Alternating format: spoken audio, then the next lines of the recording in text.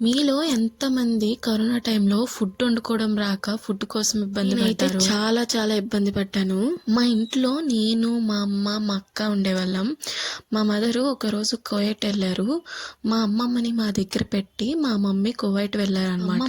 మా మమ్మీ వెళ్ళిన నెక్స్ట్ డేనే పెన్షన్ తీసుకుంటానని వాళ్ళ ఊరు వెళ్ళి 1 ఇయర్ వరకు కూడా తిరిగి రాలేదు. నేను మా అక్క ఉండేవాళ్ళం. 1 మంత్ వరకు కూడా మేము బయట నుంచి కర్రీస్ తెచ్చుకునే వాళ్ళం. ఈ లోపు లాక్డౌన్ పడింది. మా అమ్మమ్మ కూడా రావడానికి అవ్వలేదు. ఇంకా బయట నుంచి కర్రీస్ తెచ్చుకుందామన్నా కూడా అవ్వలేదు. మాకేం తెలియక ఇంకా బయట నుంచి పెరుగు ప్యాకెట్ తెచ్చుకొని పెరుగన్నమే తినేవాళ్ళం. రోజు మాకు పెరుగన్నం తిని తిని బోర్ కొట్టి ఒక రోజు బాగా ఆకలేసింది.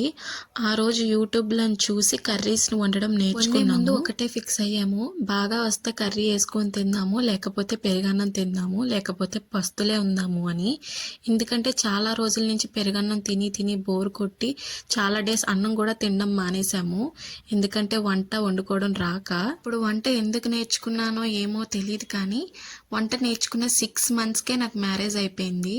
పెళ్ళైన 4 ఇయర్స్ వరకు కూడా అలా నేర్చుకుంటూనే ఉన్నాను. తర్వాత మెల్లగా నేర్చుకున్నాను.